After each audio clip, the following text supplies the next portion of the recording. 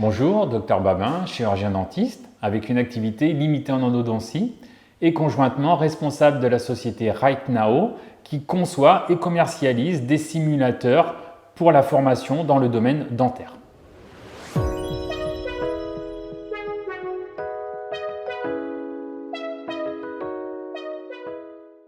J'ai l'occasion de présenter RightNow aux étudiants.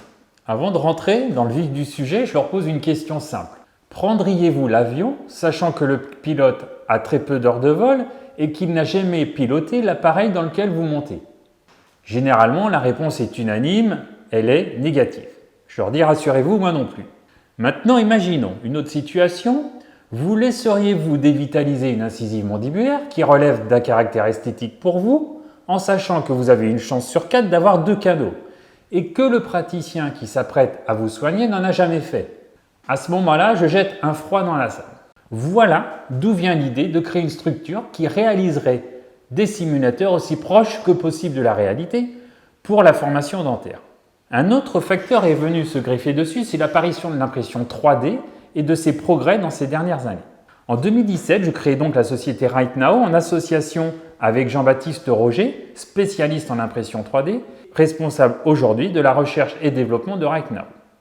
Chaque création d'un simulateur RightNow se réfère à une situation clinique existante, que ce soit en endodontie ou en dentisterie restauratrice.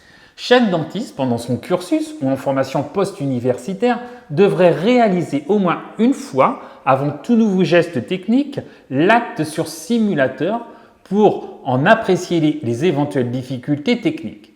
Si le geste technique est maîtrisé, vous pouvez alors vous concentrer sur d'autres éléments qui sont souvent source de stress, comme la gestion du patient. Si vous ne maîtrisez pas le geste technique, alors celui-ci va générer un stress supplémentaire qui va venir se surrajouter à ces éléments et augmenter le risque d'accident. La meilleure façon de maîtriser une technique est de la répéter encore et encore, d'effectuer des erreurs, car celles-ci sont essentielles à l'apprentissage, et une fois la technique acquise, vous pouvez passer à l'étape suivante, qui est le soin sur patient. Afin de réaliser le même geste, il faut avoir le même support, ce qui n'est pas possible aujourd'hui en dehors des simulateurs. Le principe fondamental qui guide la stratégie de RightNow est jamais la première fois sur patient.